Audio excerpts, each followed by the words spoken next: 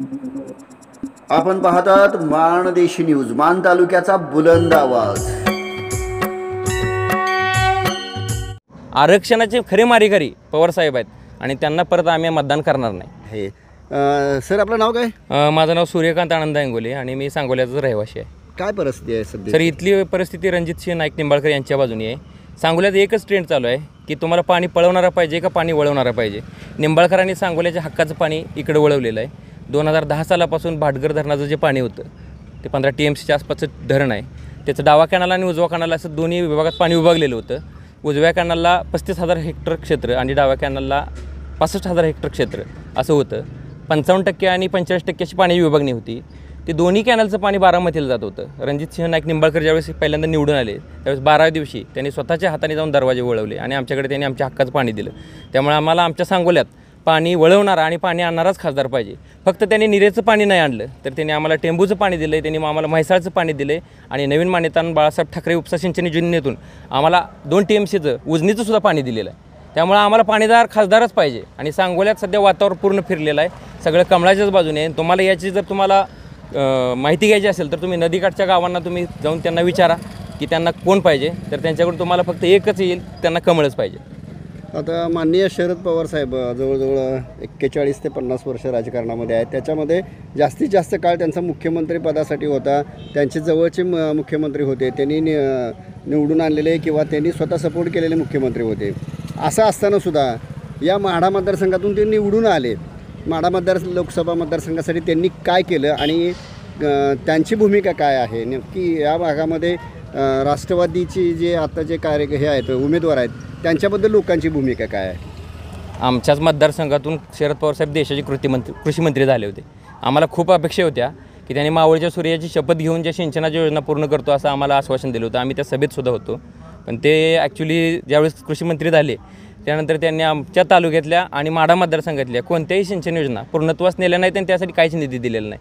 उलट आम्ही थोडीशी ह्या योजनांची माहिती घेण्याचा प्रयत्न केला तर आम्हाला माहिती मिळाली की फक्त टेंबू योजनेसाठीच भाजप सरकार आल्यानंतर, नरेंद्र मोदी सरकार आल्यानंतर 18,800 कोटींचा निधी मिळालेला आहे। उजनीसाठी वेगळा मिळालेला आहे, नीरा भाटघरसाठी वेगळा मिळालेला आहे। इतका निधी देशाच्या स्वातंत्र्यानंतर सिंचन योजना पूर्ण करण्यासाठी सगळ्यात पहिल्यांदा हे मोदी सरकारने दिलेलं आहे। ॲक्च्युली ह्या गोष्टीचं क्रेडिट शरद पवार साहेबांनी घ्यायला पाहिजे होतं, कारण ते देशाचे कृषी मंत्री होते आणि त्यांचा स्वतःचा माढा मतदारसंघ होता। त्या माढा मतदारसंघातून त्यांनी जर ह्या सिंचनाच्या योजना पूर्ण केल्या असत्या तर त्यांना यावेळेस इथं सभासुद्धा घ्याव्या लागल्या नसत्या।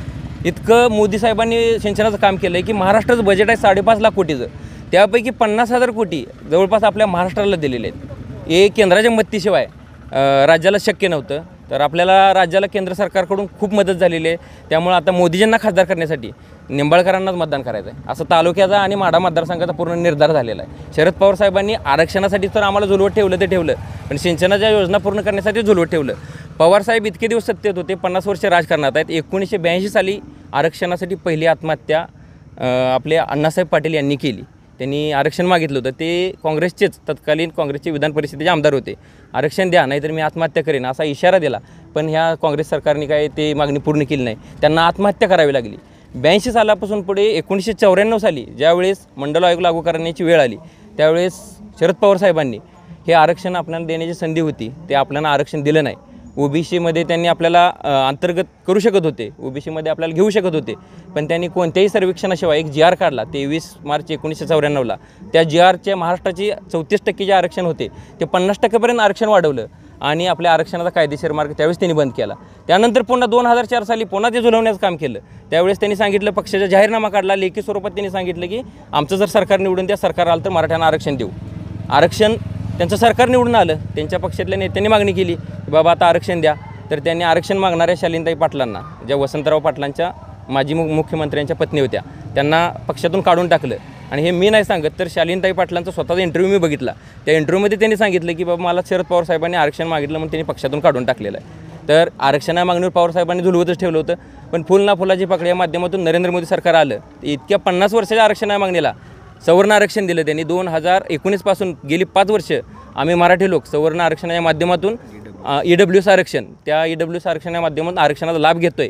त्याच्याशिवाय सुद्धा देवेंद्र फडणवीस साहेबांनी 2019ला आम्हाला आरक्षण दिलं होतं। ते 13% आरक्षण हे पाठपुरावा हे उद्धव ठाकरे सरकार आणि शरद पवार सरकार यांनी हे घालवलेलं आहे। त्यामुळे हे शरद पवार आरक्षणाच्या बाबतीत नेहमी झुलवत ठेवतात.